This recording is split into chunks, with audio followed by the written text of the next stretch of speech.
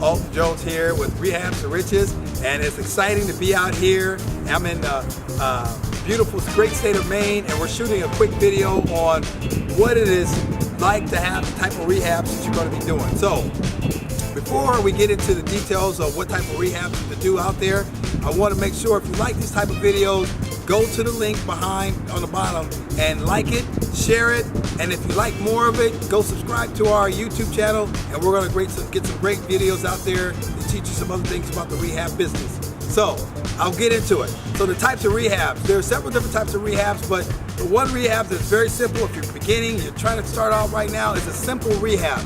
Simple rehabs are what we call it aesthetics.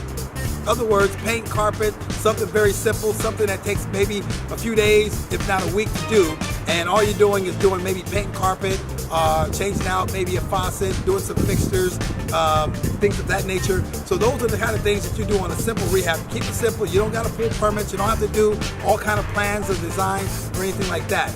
The other thing is, the next one is called a partial gut. Well, partial gut meaning that maybe you're going to open up, a window, or maybe upgrade your electrical, or you're going to take out some old drywall because some holes are in there. Typically, if you're going to do a partial gut, you want to maybe get an architectural or some designs, plans in place, because you don't know if you're going to have to open up and move a bearing wall. And the bearing wall is a wall that's actually the part that holds up the house. So it's structural, it's involved. So if you're not going to do that, you may not need to get plans, but you want to be guided by a team of people around you, meaning your designer, your architect, and your drafter, as well as you want to get a contractor looking in there, maybe get you a bid if you need to. And then you want to have what we call a detailed scope of work to be able to draw out what is it that you're going to put in this house. So those are good things, because when you open up people's houses, you're going to open up people's wallets, and they're going to create value that way. The other thing is when you do a full gut. A full gut is when you're taking out the windows, you're taking out the walls, you're taking out the insulation, you're taking out the floor, you're taking out the bathroom.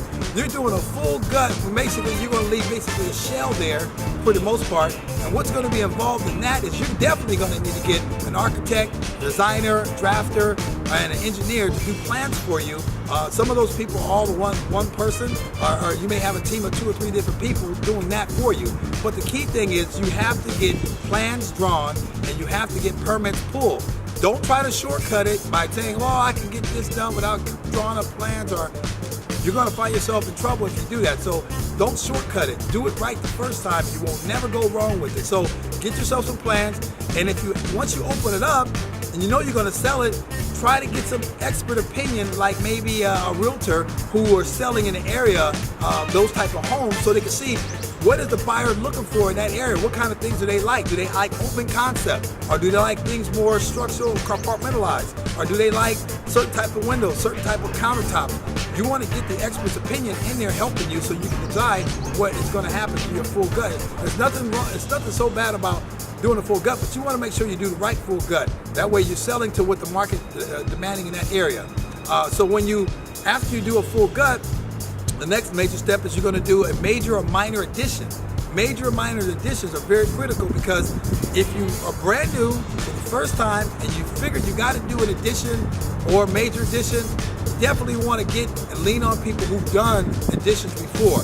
So you're definitely going to need your plans, your architect, your drafter, your engineer. You need those folks to help guide you through the process, because when you're opening up and doing an addition, that means you're going to be creating either a second story, which means it's the load capacity that you got to work with, or you're going to be building a new structural exterior wall. So those are things when you're taking a little small 700 square foot house, and you're adding on a double the size, and you're going to be building new structural walls. So you definitely want to make sure your plans are in place for that. We're going to talk about our next thing is new construction. Folks, let me tell you, I've been doing this business since 2009, and I probably got 25 or 30 rehabs under me before I even begun to do a new addition. And I'm talking about very successful rehabs that we've done. When I started doing new constructions, and those are most of the deals that we do now, we take an old raggedy looking house, we swipe it, knock it down, take it to the stud or whatever, take it to the ground, and then we build a new design, pretty custom built house. You get an architect, you get a drafter, you get a designer to design your new house. Then you're going to have a plan. You're going to work with your architect, the drafter engineer, along with your contractors to give you the right bid. Because it's one thing for a contractor to come in there and give you a shell, but you got to finish that house. It's one thing to start it. You can knock out 80% of the house and get it started, but the last 20% is finishes. The 20% of what you're gonna do is selling the sizzle features on the house that you're gonna build. Because you can build a simple shell and it'll be average and ordinary. But if you wanna pop, you wanna sell the sizzle, you want this thing to really resonate with the buyers out there, you wanna get somebody to help you finish the last 20% of what's going on in your new construction. I'm telling you, we've done so well with new construction after all the experiences that we've done up to that point that we have a system, ABC, 1, 2, 3, to be able to teach you how to make a high 6-7-figure income on one lousy deal.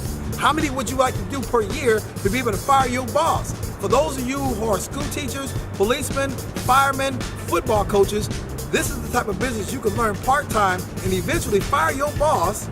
Even if you like your job, you should fire your boss. Because if you're gonna make $250,000 a year part-time, I think you should fire your boss. So, I'm Alton Jones. If you like the information I just shared with you, go to the bottom of the page, subscribe to it, and eventually you can come to one of our courses in the future. We'll see you at the top.